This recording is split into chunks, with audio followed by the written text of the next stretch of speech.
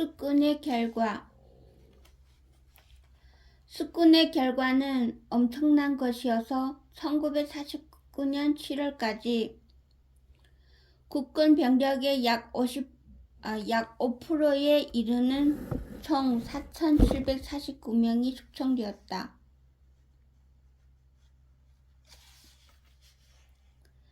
장교 중 가장 많이 숙군에 희생된 것은 육사 223 기생이었다. 육사 2기는 총 196명 중 34명, 17%이 숙군 과정에서 파면당했고 3기생은 총 286명 중 70명, 24%이 파면당했다. 절대수로 보면 3기 70명, 5기 39명, 2기 34명이 숙군 과정에서 파면당했다. 2기에는 박정희를 비롯하여 월북한 강태원, 표무원이 들어있었고 3기생 중에는 여순사건을 일으킨 김지회, 홍순석, 문상길 등이 포함되어 있었다. 3기생들 중에서 좌파가 많이 배출된 것은 오일균, 조병건, 김학립, 김정석 등의 좌파 지휘관이 생도대장 등으로 이들을 교육하면서 큰 사상적 영향을 끼쳤기 때문이었다. 여순사건 뒤 대규모로 실시된 숙군은 이데올로기적 통일성을 높일 수 있었으나 그 내부의 결속력을 방해했다. 우수한 지휘관이 숙청당하면서 전투력은 낮아졌다. 특히 국군을 약화시킨 것은 이러한 무원칙한 숙청을 이용하여 사적인 감정으로 저놈은 빨갱이다 라고 무고하는 풍조 때문이었다. 상호 불신과 음해가 군대 내에 퍼지면서 북조서 인민군에 대한 적개심보다 국군 내 장교들 사이의 대립과 증오가 극도에 달했다. 최병덕이 여운형의 인민공화국에 포섭되었다던가 정일권이 인민공화국의 군사부 비밀요원이라던가 심지어는 숙군을 책임지고 있던 백선엽조차도 북한과 연락을 하고 있다는 중상모략이 난무했다. 월북한 강태원, 표무원, 소령은 무차별적인 숙군 작업이 진행되어 자신들의 목을 죄어옴에 따라 해를 입을 수도 있다는 공포에 떨었고 이러한 상황이 그들을 북으로 올라가게 했던 것이다. 남로당 활동을 했던 박갑동은 자신이 책에서 남로당 프락치로 숙군된 사람이 4,800명이라 하는데 실제로 남로당 프락치는 약 절반밖에 되지 않는다고 증언하고 있다. 여순 진압작전을 통해 국군은 군사적 경험을 익히는 데 성공했지만 아직 이데올로기적으로 안정되지는 못한 상태였다. 이런 상황에서 진행된 숙군은 한국군을 정화하는 계기였다. 대한민국 군대는 숙군을 통해 가장 강력한 반공 조직체이자 반공 이데올로기의 보루로 만들어졌다. 남한의 공식 전사는 숙군의 본격적인 계기가 된 여수 반란, 대구 반란 등이 만약에 야기되지 않고 북계의 남침 시에 국내 봉기가 있었다면 대한민국이 어떻게 되었는가 함은 자명한 일이다. 이러한 관점에서 볼 때 반란 사건과 숙군은 대한민국을 구했고 국군을 반석 위에 서게 했다는 것이다 라고 평가하고 있다. 수군을 지휘했던 백선엽도 만약 여순사건이 없었고 수군이 없었더라면 6.25와 같은 상황에서 국군이 자멸의 길을 걷지 않았으리라 장담할 사람은 아무도 없을 것이라고 말했다.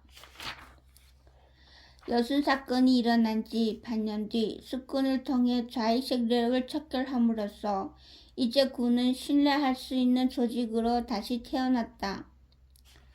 반공은 군대의 주요한 이데올로기가 되었고 반공 군인의 앞에 놓인 일은 공산 세력 척결이었다. 군인을 신뢰할 수 있다는 것은 김석원의 말처럼 공산군과의 싸움에서 생명을 바치는 것을 의미했다.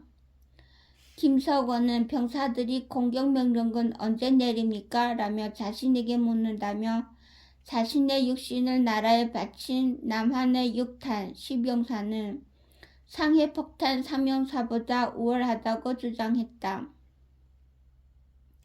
그는 공산인민군에 맞서 몸바쳐 싸운 10용사는 계속 나올 것이며 나와야 한다라고 강조하여 군인을 반공전선에 내세울 전쟁 기계로 만들고자 했다.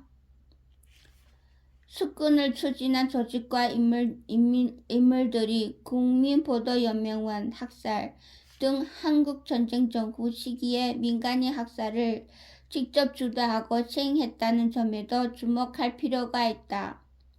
수군은 단지 군 조직을 정화하는 데 머물지 않았으며 수군 과정에서 사용된 조직과 인적 자원들은 한국전쟁을 전후로 한 시기에 보도연맹원 형무소 재소자들을 대상으로 광범위하게 벌어졌던 민간인 학살에서 그대로 전용되었다. 1948년 제주도와 여순 지역에서도 민간인 학살이 이루어졌지만 한국전쟁을 전후한 민간인 학살에 군 정보기관과 헌병대 등이 직접 관여하면서 민간인 학살은 매우 조직적인 성격을 띠어갔다. 내부적으로 이데올로기적인 통일성을 확보한 국군은 수군이 비워진 자리를 청년단 같은 강력한 반공 세력으로 채웠다. 1948년 12월 20일에 서북청년회 회원 200명이 대전 제2여단에 입대했다. 미군 보고서는 서북청년회 회원들로 만들어진 군대가 폭력적인 반공주의로 뭉친 정예군대라고 평가했다. 대동청년단원 4,000명도 경찰에 들어갔고 경비대에도 5천, 6천 명을 입대시킬 계획을 갖고 있었다. 1948년 7월 경비대와 해안경비대를 합하여 약 6만 명이었던 국군은 청년단으로부터 병사들을 충원받아 1949년 3월 현재 6만 9천 명으로 증강되었다.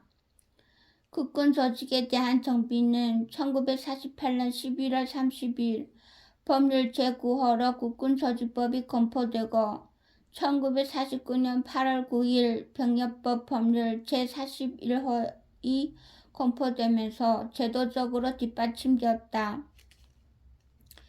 국군조직법에 따라 국군은 현역인 정규군과 예비군인 호국군으로 편성되었다. 호국군은 정규군 병력을 확충시키기 위해 마련된 예비군이었다. 호국군은 전투부대와 특수부대로 편성되어 있었고 필요에 따라 정규군에 편입될 수 있었다. 호국군 잔병은 각자의 거주지에 주둔하고 있는 연대에 소속되었고 생업에 종사하면서 군사훈련을 받았다.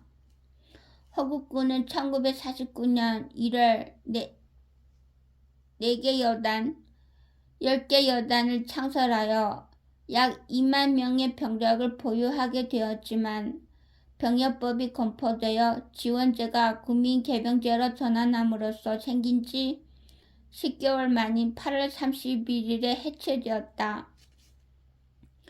병역법은 군대의 새로운 젊은 인적 자원을 보충하는 제도적 뒷받침이었다. 만 20세 이상인 대한민국 남자에게는 징병의 의무가 부과되었다. 8월에 병역법이 시행되기 전에는 대통령 긴급명령으로 병역 임시조치령이 시행 중이었다.